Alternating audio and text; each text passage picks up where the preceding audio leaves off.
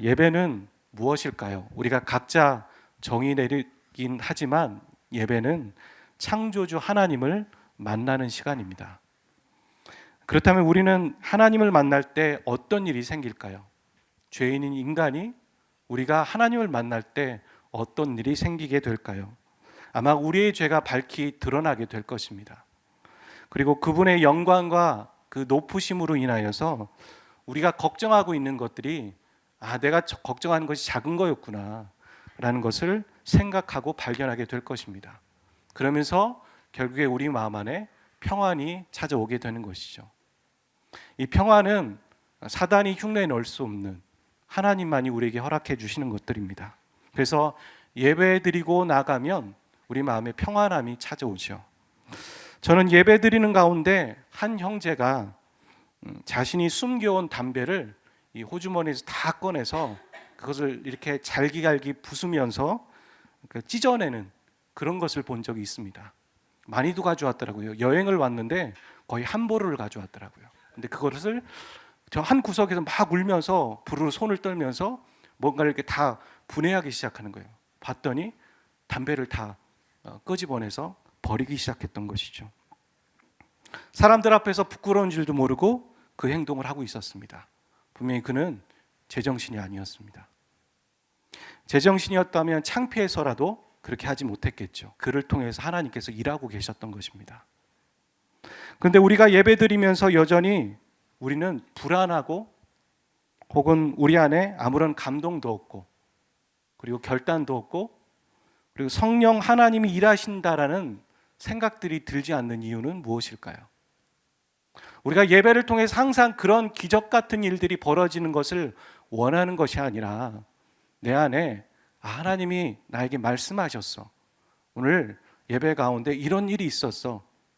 이런 결단과 고백과 죄의 회개가 없는 이유는 무엇일까요? 오늘 본문 4장에 보면 24장로라는 사람들이 나옵니다.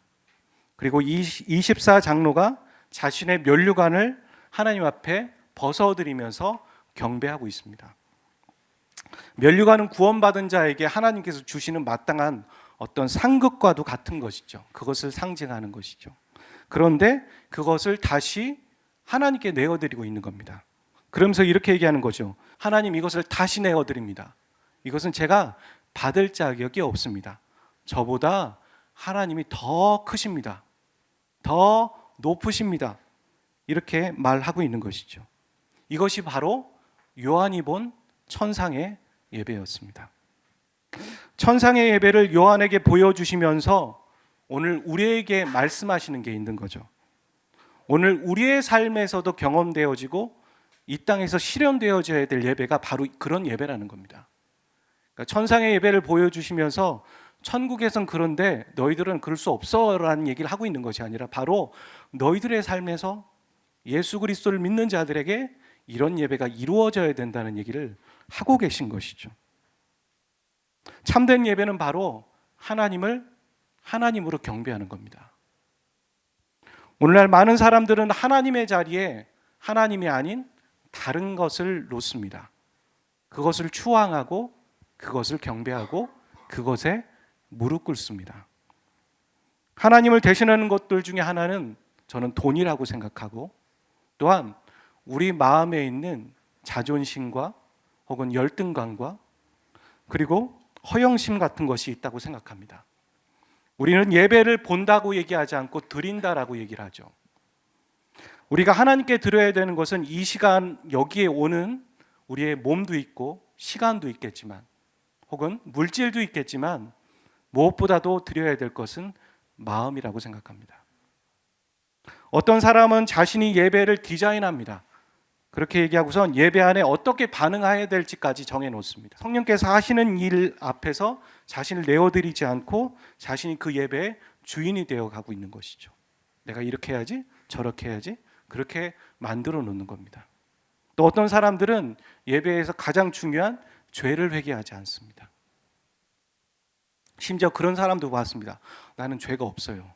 그렇게 말하는 사람도 봤습니다. 심각한 문제인 것이죠. 또 어떤 사람들은 자신의 계획을 포기하지 않습니다. 죄는 회개하고 하나님 앞에 뜨겁게 예배는 하지만 자신의 계획을 포기하지 않습니다. 나는 이렇게 살아갈 거야. 아무도 건들지 않았으면 좋겠어. 하나님이 내 계획을 틀지 않으셨으면 좋겠어. 그렇게 말하는 것이죠. 하나님이 내 계획을 틀지 않으셨으면 좋겠어 라고 말하는 것은 하나님에 대한 깊은 오해를 갖고 있는 겁니다. 하나님은 우리가 잘 되는 걸 원하지 않는 게 아닙니다. 우리가 잘 되길 원하시고 우리에게 참 좋은 길을 내어주고 안내하길 원하십니다. 그걸 어떻게 할 수 있냐면 하나님은 자신의 하나밖에 없는 독생자를 내어주셨습니다. 자신의 독생자를 내어주시기까지 우리를 사랑하셨다는 건 말 다 한 것이죠. 그걸로 게임 끝난 겁니다. 그만큼 하나님 우리를 좋은 길로 안내해 주기 원하시는 것이죠. 하나님이 틀고 계신 것이 아니라 우리가 잘못된 길로 가고 있는 것을 수정해서 돌이켜 주고 계신 것이죠. 그 과정이 어렵기 때문에 틀고 계시다라고 오해하고 있는 겁니다. 어떤 사람은 혼자 고민합니다. 많이 고민하고 많이 염려하지만 정작 그것을 하나님과 함께 고민하지 않습니다. 하나님과 함께 고민한다는 건 바로 기도한다는 것이죠. 또 어떤 사람은 무엇이 잘못된 것이 다 알고 있습니다. 제가 나열했던 것, 제가 여러분에게 소개했던 것들 다 알고 있지만, 다 알고 다 이해하고 있지만 그것을 풀고 싶지 않은 겁니다. 고집이 있는 것이죠. 우리가 드리는 예배에 문제가 있다면 그것은 하나님에게 문제가 있는 것이 아닙니다. 그것은 나 자신을 돌아봐야 하는 것이죠. 내 마음이 과연 이런 것인가? 내가 여기 왔지만 시간을 들이지만 내가 과연 내 마음을 깨트려서 주님 앞에 내어드리고 있는가? 내가 붙잡고 있는 건 없는가? 우리가 손에 쥐고 있는 것들이 너무나 많습니다.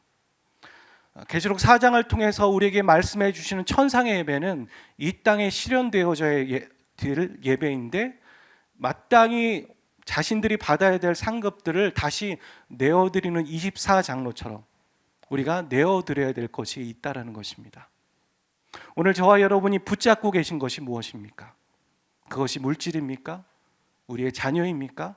우리의 부와 명예입니까? 혹은 우리의 자존심입니까? 내어드리시기를 주의 이름으로 축복합니다. 우리가 내어드릴 때 마음의 평안함이 있는 것이죠. 그리스도인들은 얼마나 많은 것을 소유하고 있느냐가 그것이 중요한 것이 아니라 그것을 나누고 있느냐. 그리스도인들에게 속도가 중요한 것이 아니라 방향이 중요한 것이죠. 그리고 여백을 갖는 겁니다. 우리는 쉴 새 없이 다른 것들로 계속 우리를 채워요. 하지만 그 채울 때 우리는 생각이 나지 않아요. 채울 때 하나님이 보이지 않죠. 가던 길을 멈추고 시간을 두고 여백을 가질 때 하나님이 우리에게 세밀하게 말씀하시는 음성을 들을 수 있어요. 묵상이라는 것도 그런 것이죠. 가던 길을 멈추는 거예요. 주일 성수라는 것도 그런 거예요. 가던 것을 멈추는 거예요. 그리고 멈춰서 하늘을 바라보는 거예요. 우리가 병실에 누워서 그제서야 하늘을 바라보고 하나님이 계셨지 그런 어리석은 사람이 되지 않았으면 좋겠습니다. 우리가 있는 곳에서 가던 길을 멈추고 여백을 갖는 거예요. 그리고 하늘을 바라보고 하나님을 묵상하는 것이죠. 하나님은 요한에게 천상의 예배를 보여주고 계십니다.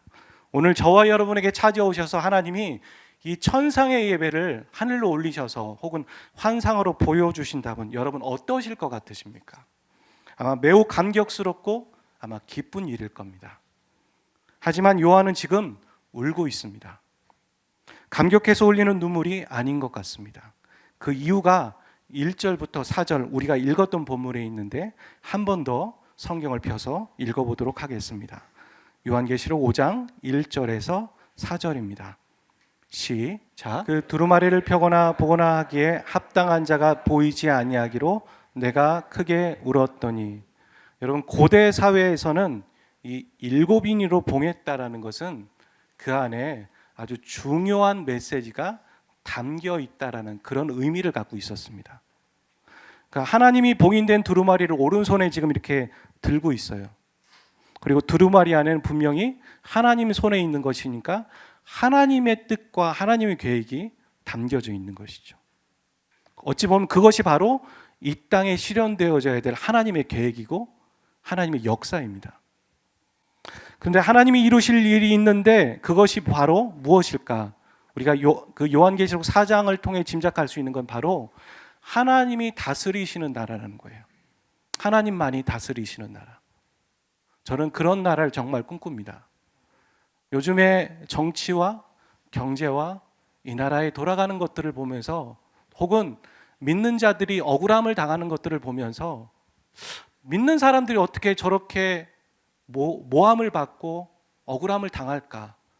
그런 생각들을 하면서, 하나님이 정말 살아 계신 겁니까? 하나님 도대체 어떻게 가만히 계신 겁니까? 하나님이 정말 다스리시는 나라가 왔으면 좋겠습니다. 그런 마음이 듭니다. 근데 그 하나님의 나라가 다스려지고 그 계획이 담겨져 있는 것이 봉인되어져서 그 두루마리에 있는 것이죠. 요한이 보니까 그것을 펼 자가 없는 겁니다. 저 봉인을 풀 자가 아무도 없는 걸 보고선 요한은 울기 시작했습니다. 여러분, 요한의 입장에서 한번 생각해 보십시오. 하늘에서 본인은 지금 예배를 드리고 있습니다. 너무 좋은 겁니다. 본인이 꿈꾸었던 그 나라가, 그 모습이 지금 실현되고 있는 것이죠. 너무 좋은데 저 땅에는 그렇지 않은 거예요. 상대적인 박탈감이 있는 것이죠. 땅에는 예수님 믿는 사람들이 지금 무시무시한 탄압을 받고 있습니다. 핍박을 받고 있습니다. 죽어가고 있습니다. 그것이 너무 힘들어서 어떤 사람들은 주님을 떠나고 있습니다. 그리고 황제를 숭배하고 있는 겁니다.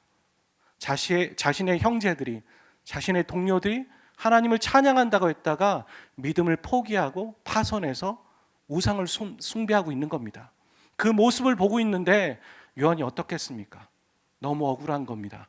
너무 속상한 겁니다. 그래서 울기 시작했습니다. 여러분, 요한처럼 그렇게 속상해서 울어본 적 있으십니까? 사촌이 땅을 사서 배 아파서 우는 거 말고요. 너무 억울해서. 하나님 살아 계신 겁니까? 하나님을 믿는 사람들이 왜 저렇게 되고 있는 겁니까? 우리는 울 수 있어야 됩니다.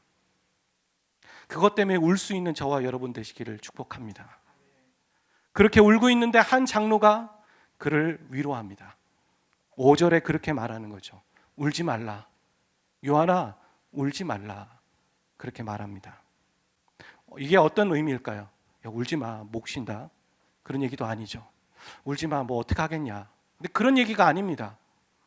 24장로 중에 한 명은 아주 실질적인 그 해결책을 갖고 있었던 겁니다. 이것은 아주 근본적인 선언입니다. 울지 마십시오. 울지 말라. 봉인을 떼고 이 두루마리의 안에 있는 내용을 취하실 분이 계시다. 그런 얘기를 하는 것이죠. 우리 9절을 한번 읽어보도록 하겠습니다. 시작. 그들이 새 노래를 불러 이르되 두루마리를 가지시고 그 인봉을 떼시기에 합당하시다.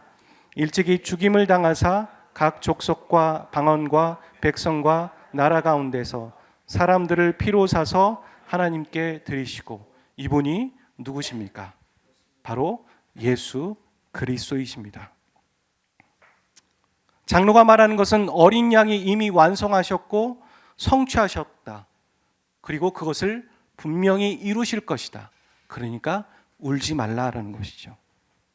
요한이 보기에는 너무 더딘 것 같습니다. 분명히 하나님이 살아계신데 하나님의 계획이 이 땅에 실현되는 것이 너무 더딘 것 같습니다. 하나님이 어떤 때는 안 계신 것 같습니다. 하나님이 침묵하고 계신 것 같고 뒷짐지는 것 같습니다. 오늘 저와 여러분의 현장의 믿음의 현실도 그렇죠. 하나님이 안 계신 것 같습니다. 그래서 우리는 낙심하는 겁니다. 하나님을 부인하지 않지만 하나님이 뒷짐지고 계신 것 같습니다. 그런데 주님은 그를 올리셔서 환상을 보여주시고 계십니다. 그리고 말씀하시는 겁니다. 하나님이 다 이루셨다. 예수 그리스도께서 이미 다 성취하셨다. 그리고 하나님은 그것을 철저하게 차근차근 이루어 가고 계시다. 할렐루야. 하나님 그렇게 말씀하고 계신 겁니다. 하나님이 5장의 환상을 요한에게 보여주신 이유가 있습니다. 이것은 바로 하늘에서 이루어질 얘기가 아니라 바로 이 땅에서 완성되어지고 앞으로 이루어져야 될 하나님의 역사라는 것이죠. 바로 저와 여러분 가운데 이루어져야 될 하나님의 계획이라는 것을 말하고 있는 겁니다.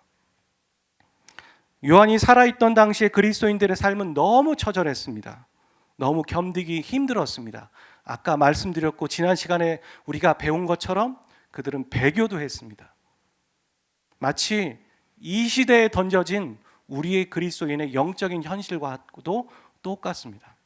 우리가 신명기를 통해서 그 가나안 땅이 바로 멀리에 있지 않고 우리의 현실이다라고 얘기한 것처럼 지금 이곳이 바로 그런 땅이고 우리는 그런 곳에 내던져져 있는 것만 같습니다. 이런 처절한 상황 가운데서 성도들에게 하나님은 말씀하고 계신 겁니다. 나는 죽지 않았다. 나는 모든 것을 다 이루었다. 그리고 너를 통해서 하나님의 역사의 현장이 이루어질 것이다. 그렇게 말하는 겁니다. 아마 믿음을 가진 자들은 처절하게 몸부림치며 신앙생활을 하는 사람들에게 이 메시지는 소망의 위로의 메시지였을 것입니다. 하지만 배교하고 주님을 떠난 자들에게는 어찌 보면 그것은 공포의 메시지고 별로 의미 없는 메시지였을 것입니다. 오늘 이 메시지가 여러분에게 어떻게 다가오십니까? 소망과 위로의 메시지가 되시기를 축복합니다. 이것이 소망과 위로의 메시지로만 다가오는 것으로 끝나는 게 아닙니다. 4장, 5장은 우리에게 소망만 주는 것이 아니라 소망을 갖고 성도들이 그렇다면 어떻게 살아야 되는지에 대해서 말하고 있는 것이죠. 요한이 계속 천국에 있지 않습니다.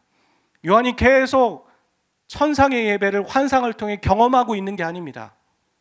제자들이 변화산에만 있어야 되는 것이 아닙니다. 여기가 좋사오니 초막셋을 짓겠습니다.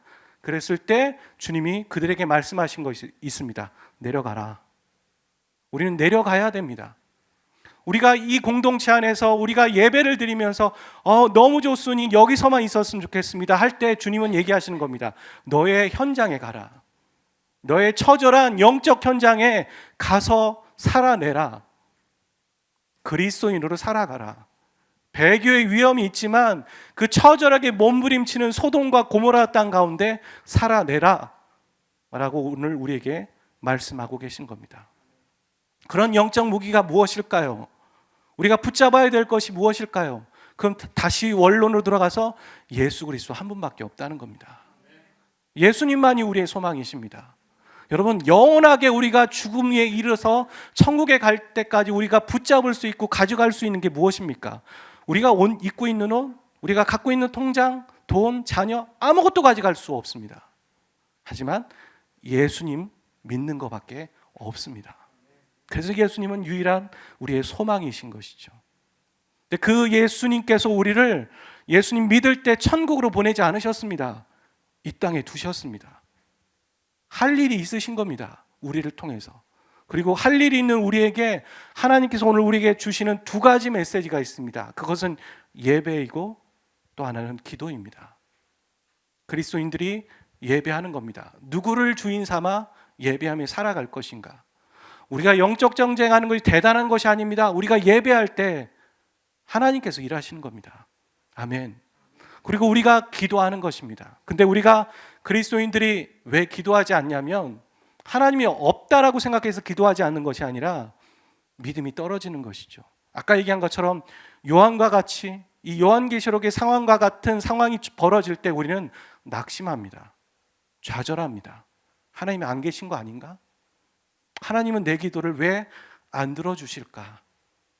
하나님은 왜 침묵하고 계실까?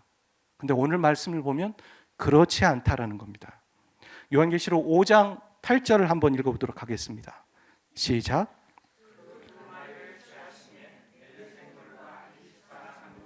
그 어린 양 앞에 엎드려 각각 검은고와 향이 가득한 근대 저즙을 가졌으니 이 향은 성도들의 기도니라. 이게 아까 계속 우리가 환상을 보면서 천국에 벌어질 일들을 얘기하기 때문에 우리가 관계가 없다라고 생각하시면 안 됩니다. 이것은 천국에 있는 모습이지만 바로 이 땅에 이루어져야 될 모습이라고 자꾸 말하고 있는 것이죠. 왜냐하면 요한은 천국에 있지 않고 다시 내려왔거든요. 근데 24장로가 그 어린 양 앞에 각각 엎드려 검은고와 향이 가득한 금대접을 가져왔는데 그것이 성도들의 기도더라는 것입니다. 근데 이것이 어디에 쓰이냐면 8장 3절에서 5절을 한번 읽어보겠습니다. 시작. 또 다른 천사가 와서 제단 곁에 서서 금 향로를 가지고 많은 향을 받았으니 이는 모든 성도들의 기도와 합하여 보좌 앞 금 제단에 드리고자 함이라. 향연이 성도들의 기도와 함께 천사의 손으로부터 하나님 앞으로 올라가는지라. 천사가 향로를 가지고 제단에 불을 담아다가 땅에 쏟음에 우레와 음성과 번개와 지진이 나더라. 아멘. 우리는 보잘것없는 기도라고 생각할 때가 많습니다. 내 기도? 이게 어떤 의미가 있겠어? 가끔은 그럴 때도 있습니다. 어떤 때는 하나님의 깊은 임재에 들어가 하나님이 내 기도를 인도해 주신다라는 느낌까지 가질 때도 있지만, 어떤 때는 나락을 치고 바닥을 치면서 하나님이 내 기도를 들어주시나? 내가 이렇게 기도한다고 해서 저 영혼이 변하겠어? 내가 여기서 기도한다고 해서 저 민족이 바뀌겠어? 그렇지 않다라는 겁니다. 하나님이 요한을 통해 우리에게 주시는 메시지는 바로 우리의 기도가 하나님의 역사의 현장 가운데 사용되어지고 쓰임받는 기도가 된다는 것이죠. 우리는 보잘것없는 연기와 같은 기도인 것 같은데 하나님이 일하신다는 겁니다. 그것을 받아서 다시 땅에 쏟으심에 우레와 음성과 번개와 지진이 나더라. 할렐루야. 오늘 우리가 기도해야 합니다. 오늘 우리는 예배의 삶을 살아가야 됩니다. 우리는 누가 주인입니까? 우리의 주인이 누구입니까? 우리의 인생의 진짜 주인은 누구이십니까? 내 사역의 계획과 비전과 목표입니까? 그것 또한 우상이 될 수 있습니다. 아닙니다. 오직 주님만이 우리의 주인이십니다. 그리고 하나님이 우리에게 맡기신 것은 한 영혼이고 한 민족이고 사람들이겠지만, 우리가 해야 될 일은 바로 기도하는 것입니다. 답답하십니까? 억울하십니까? 그때마다 기도하십시오. 그 억울함을 고스란히 갖다가 하나님 앞에 올려드리십시오. 하나님은 그것을 향으로 받으십니다. 그리고 향이고 보잘것없는 것 같지만 그것이 하나님의 우레와 기적과 지진의 역사의 현장이 될 것입니다. 과소평가하지 마십시오. 하나님께서 우리에게 주신 구원과 하나님의 백성과 하나님의 자녀의 특권은 어마어마한 것입니다. 천사들도 부러워하는 것입니다. 사단도 욕심내는 것입니다. 그것을 누리시고 사용하십시오. 기도의 사람 되십시오. 한 주 동안 기도하며 살아가십시오. 한 주 동안 내가 누가 주인인지, 나의 주인은 누구인지 바로 살피고 인정하고 고백하는 그런 한 주 되시기를 주의 이름으로 축복합니다. 우리 함께 기도하며 나가도록 하겠습니다. 우리의 주인은 누구입니까? 돈이었습니까? 우리의 배우자였습니까? 내가 쥐고 있는 것은 무엇입니까? 내가 포기하지 않고 이것은 내 겁니다, 하나님 건들지 마세요 라고 말하고 있었던 것은 무엇입니까? 우리 마음에 평안이 없는 이유는 우리가 그것을 쥐고 있기 때문입니다. 그리고 힘주고 있기 때문입니다. 힘을 빼십시오. 하나님께 다 내어드리십시오. 그런다고 하나님께서 다 거두어 가셔서 우리가 얻는 것이 아닙니다. 채워짐의 역사가 있습니다. 내가 비울 때 그분이 채워주십니다. 내가 채우는 것보다 그분이 채우시는 게 훨씬 우리 안에 영혼의 만족이 있습니다. 주님께 무릎 꿇으십시오. 그리고 기도하십시오. 억울한 것이 있습니까? 하나님은 지금도 당신의 교회들을 향해서 말씀하고 계시고 우리를 불꽃 같은 눈으로 바라보시며 말씀으로 붙잡고 계시는 분이십니다.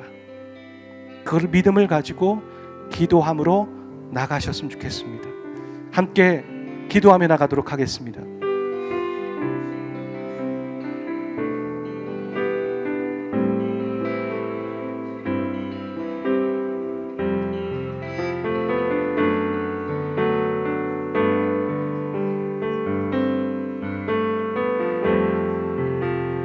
주님 아버지, 이 사역도 주께 올려드립니다.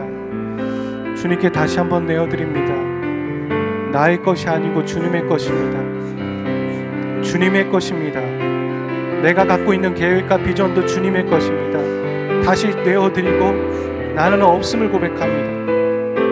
내 것 아닙니다. 나의 자녀도 내 것 아니고 나의 가정도 내 것 아닙니다. 나의 모든 것이 주님으로 도왔습니다. 주님이 나의 주인이십니다. 주님이 나의 주인이십니다. 주님, 이 민족을 돌이켜 주십시오.